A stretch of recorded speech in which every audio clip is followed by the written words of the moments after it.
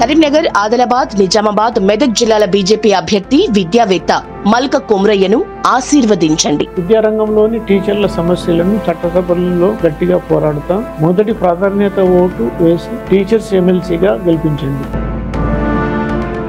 మనము అడపాదడప పత్రికల్లో, టీవీలో చూస్తుంటాం. పలానా చారిత్రక కట్టడం ప్రమాదంలో పడింది, పలానా హెరిటేజ్ సైట్ వారసత్వ కట్టడం ప్రమాదంలో పడింది.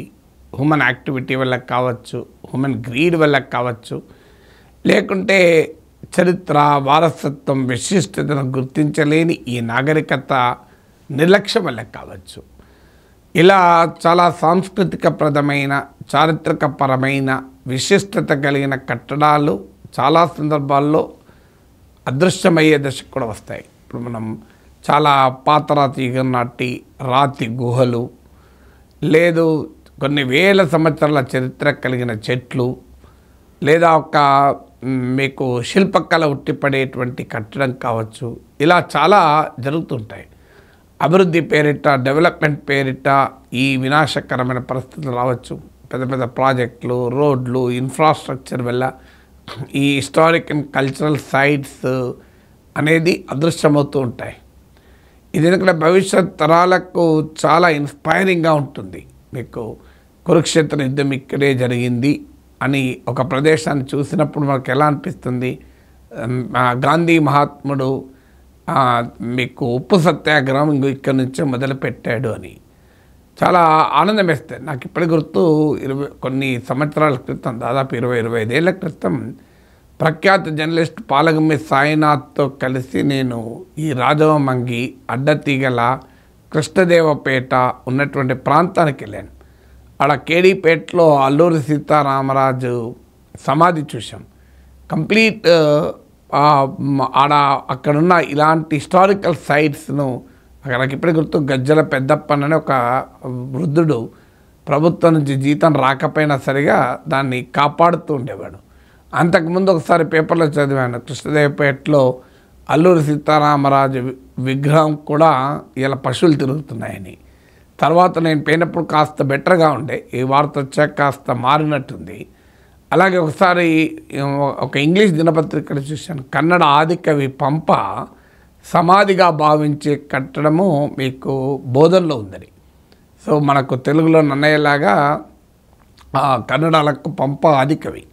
సో దాన్ని రాయిలాగా భావించేసి దానిపైన బట్టలు ఉతుకుతున్నారు, అన్ని రకాలుగా చేస్తున్నారు. సో అది నిజంగానే టూరిస్ట్ సెంటర్గా డెవలప్ చేస్తే కర్ణాటక నుంచి పెద్ద సంఖ్యలో టూరిస్ట్ రావచ్చు. ఇలా హిస్టారికల్ సైట్స్ను మనము సీరియస్గా తీసుకోము. చారిత్రక కట్టడాలు, ఆ ప్రాంతం చాకలైలమ్మ, పలానా పొలం ఆమది, ఇంకో ఈ పొలం చాకలైలమ్మది, ఆ మొదటిసారి రజాకర్ల పైన పిడికిలు బిగించి పోరాడింది ఇక్కడే, ఇంకో ఈ ప్రదేశం అంటే అది ఎంత ఆనందంగా ఉంటుందో చూడటానికి. కానీ ఆ కల్చరల్ హిస్టారికల్ సిగ్నిఫికెన్స్ను మనం నిర్లక్ష్యం చేస్తాం. దీంట్లో మీకు అనేక ఏజెన్సీలు, ఇప్పుడు యునైటెడ్ నేషన్స్కి చెందినటువంటి యునెస్కో ఈ వారసత్వ కట్టడాల పరిరక్షణకు చాలా కృషి చేస్తుంటుంది. మన దగ్గర కూడా డిపార్ట్మెంట్ ఆఫ్ ఆర్కియాలజీ లాంటి సంస్థలు, కానీ వీళ్ళు అడపాదడప రిపోర్ట్లు కూడా వస్తాయి. ఇప్పుడు వరల్డ్ మాన్యుమెంట్ ఫండ్ అనే సంస్థ వరల్డ్ మాన్యుమెంట్ వాచ్ అని ఒక రిపోర్ట్ ఇస్తుంది.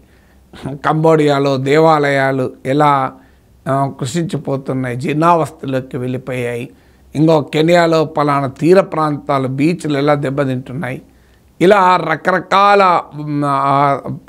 ఈ అంతరించిపోతున్న సాంస్కృతిక ప్రదేశాల గురించి రిపోర్ట్లు ఇస్తాయి. అంతరించిపోతున్న జంతువులు, పక్షుల జాతులే కాదు, ఈవెన్ మానవ నాగరికతకు, మానవ సంస్కృతికి ఒక నిలువుటద్దంగా, సాక్షిభూతంగా నిలిచినటువంటి అనేక చారిత్రక విశిష్టత కలిగిన ప్రదేశాల్ని మనము కారణాలు ఏదైనా వాటిని ఇగ్నోర్ చేస్తూ ఉంటాం. ఇగో పలానా చోటే కొమరం భీము మీకు ప్రాణత్యాగం చేశాడు అంటే దాని ఇంపాక్ట్ వేరే ఉంటుంది. సో అన్ఫార్చునేట్లీ ఆ హెరిటేజ్ కాన్షియస్నెస్ లేకపోతే దెబ్బతింటుంటాం. ఇప్పుడు ఇలా వరల్డ్ మాన్యుమెంట్ ఫండ్ 2025కి వరల్డ్ మాన్యుమెంట్స్ వాచ్ అనే ఒక రిపోర్ట్ ఇచ్చింది. ఈ రిపోర్ట్లో చంద్రుని పైన కూడా కొన్ని ప్రదేశాలు నిర్లక్ష్యానికి గురవుతున్నాయి. It is also an endangered cultural site అని. ఇప్పుడు మీకు అపోలో మిషన్ దిగిన ప్రదేశము, భారతదేశం మొదటిసారిగా అడుగుపెట్టిన ప్రదేశం. అపోలో మిషన్లో అయితే నీల్ ఆమ్స్ట్రాంగ్ తన సహచరులతో పాటు అక్కడ కాలు కూడా మోపాడు. సో ఇప్పుడు ఆ కల్చరల్ సైట్ను పరిరక్షించాలి. ఫస్ట్ టైం మానవుడు కాలు మోపిన ప్రదేశం అని. సో అలాగే ఇప్పుడు మనం భారతదేశం ఫస్ట్ టైం టచ్ చేసిన ప్లేస్ శివశక్తి అని పేరు పెట్టాడు ప్రైమ్ మినిస్టర్. సో వీటిని ప్రొటెక్ట్ చేయడానికి అవసరమైన చర్యలు లేవు. అలాగే చంద్రుని పైన హ్యూమన్ యాక్టివిటీ పెరుగుతున్న కొద్దీ ఆ ప్లానెట్ కాలుష్యానికి గురవుతుందని. ఇప్పుడు చంద్రుని పైన మనుషులు వదిలేసినటువంటి ఈవెన్ ఇప్పుడు నీల్ ఆమ్స్ట్రాంగ్ అలాంటి ఆస్ట్రోనట్ల ఫుట్ ప్రింట్స్ కూడా ఇప్పటికీ ఉన్నాయని, అలాగే వాళ్ళు వదిలేసినటువంటి ఆర్టిఫాక్ట్స్ ఉన్నాయని. సో వీటిని ఒకవైపు ఏమో ఈ హిస్టారికల్ సిగ్నిఫికెన్స్ ఉన్న వాటిని ప్రిజర్వ్ చేయడం, మరోవైపు ఏమో చంద్రుని పైన ఈ ఓవర్ యాక్టివిటీ పెరుగుతున్న కొద్దీ అవి ఆ ప్రాంతానికి ఉండేటువంటి చాలా ఫ్రెజైల్ ఇకోసిస్టమ్ దెబ్బతింటుంది. మీరు చాలా సందర్భాల్లో మీకు తీర ప్రాంతాల్లో, అటవీ ప్రాంతాల్లో హ్యూమన్ యాక్టివిటీ పెరగడం వల్ల ఇప్పుడు హిమాలయ పర్వతాలకు కూడా చాలా కలుషితం అయిపోతున్నాయి. అక్కడ మనుషులు వదిలివేసినటువంటి వేస్ట్ అలా పెరిగిపోతుందని. ఇప్పుడు ఈ స్పేస్లో కూడా స్పేస్ జంక్ అంటారు. సో మీకు ఉదాహరణకు ఒక ఎయిర్క్రాఫ్ట్ కనుక మూన్ పైన దిగేది సరిగా దిగలేదనుకోండి, మూన్కు స్థాలినంత అట్మాస్ఫియర్ ఉండదు కనుక అది భూమి వైపు వస్తుందో ఎలాగైతే మధ్యలోనే కాలిపోతుందో అది మధ్యలో కాలిపోక చంద్రుని పైన పడి ఉంటుంది. ఇలా కొన్ని వేల సంవత్సరాల వరకు అది చంద్రుని పైన అలాగే పడి ఉంటుంది. ఇప్పుడు ఈవెన్ నీల్ ఆమ్స్ట్రాంగ్ వెళ్ళినప్పుడు వాళ్ళ యూరిన్ బ్యాగ్స్ కూడా అక్కడ పడి ఉన్నాయని ఇవాళ ఈ వరల్డ్ మాన్యుమెంట్ ఫండ్ రిపోర్టు మీడియాలో వచ్చి మీరు చూడండి. సో ఇలా మనుషులు రేపు స్పేస్ కాలనైజేషన్ పెరుగుతున్న కొద్దీ చంద్రునికి త్వరలో స్పేస్ టూరిజం కూడా పెరగబోతుంది. ఇప్పుడు మానస సరోవర్ ఒకప్పుడు చాలా ప్రెస్టేజ్, అసలు ఏమాత్రము కాలుష్యానికి అవకాశం లేని ప్రాంతం. ఇప్పుడు అక్కడ కూడా హ్యూమన్ యాక్టివిటీ పెరుగుతూ వస్తుంది. హిమాలయాలకే ప్రమాదం ఏర్పడింది అని అంటున్నారు. సో అందువల్ల హిమాలయాస్కు ప్రిజర్వ్ చేయాల్సిన అవసరం కూడా ఉంటుంది. అందువల్ల it requires lot of effort. So అందువల్ల ఇవాళ చంద్రుని పైన కూడా మనిషి యాక్టివిటీ పెరగడం, రేపు స్పేస్ టూరిజం పెరగడం వల్ల సో రేపు లునార్ మిషన్స్ పెరుగుతున్నాయి. అంటే చంద్రుని పైన ఆసక్తితో పరిశోధించే వారు పెరుగుతున్నారు. ఈ పరిణామాల వల్ల చంద్రుని పైన అవేర్నెస్ పెరుగుతుంది.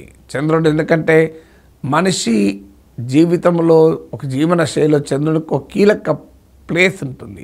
It's a symbol of love, symbol of purity. మీకు చంద్రుడి ప్రేమ, స్నేహానికి సింబల్గా చంద్రుడి పైన లిటరేచరు, ఆర్ట్, కల్చరు చాలా ఉంది. సో చంద్రుడి పైన మైథలాజికల్ సిగ్నిఫికెన్స్ కూడా.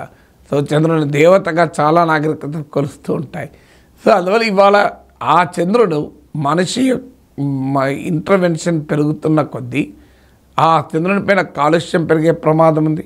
సాంస్కృతిక ప్రాధాన్యత కలిగిన వారసత్వ ప్రదేశాలు అంతరించిపోయే ప్రమాదం ఉంది. సో చంద్రునికి ఉండేటువంటి ప్రత్యేకతలు దెబ్బతినే ప్రమాదం ఉంది. ఇప్పుడు 1609 అనుకుంటాను గెలీలియో మొదటిసారిగా తన టెలిస్కోప్లో చంద్రుడిని చూసి చంద్రుడిని ఎలా తనకు కనిపించాడో దాని మీద ఆయన బొమ్మ గీశాడు వాటర్ కలర్స్ ఉపయోగించి. ఆ తర్వాత మీకు 1959లో మొదటిసారి సోవియట్ యూనియన్ చంద్రుని పైకి వెళ్ళింది. ఆ తర్వాత 1969 అనుకుంటా నీల్ ఆమ్స్ట్రాంగ్ కాలు మోపాడు. ఇప్పటికీ USA, China, India, Japan, Soviet union ఇలాంటి దేశాలు లూనార్ ఎక్స్పెడిషన్ జరుపుతున్నాయి. అమెరికా ఒక్కటి మాత్రమే కాలు మోపింది.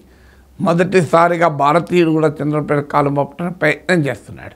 సో ఇలా టెరెస్ట్రియల్ ప్రపంచాన్ని, రోదసీ ప్రపంచాన్ని, విశ్వాన్ని మన విశ్వాంతరాలకు వెళ్ళి వాటిని పరిశోధిస్తున్న కొద్దీ వాటికి ఉండే సున్నితమైన వ్యవస్థల్ని మాత్రం మనం నష్టం చేయగలదు. సో హ్యూమన్ ఇంటర్వెన్షన్ ఎక్కువవుతున్న కొద్దీ ఈ చంద్రుని ఉనికికి, చంద్రుని అస్తిత్వానికి కూడా ప్రమాదం ఏర్పడకుండా జాగ్రత్త పడాలి.